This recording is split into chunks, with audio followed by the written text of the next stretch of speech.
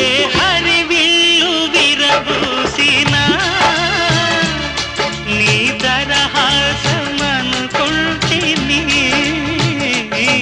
ఏ చిరుగాలి కదలాడినా నీ చరణాల శృతి వింటిని. నీ ప్రతి రాకలో ఎన్ని శశిరేఖలో, నీ ప్రతి రాకలో ఎన్ని శశిరేఖలో, నేను చూడక నేనుండలేను,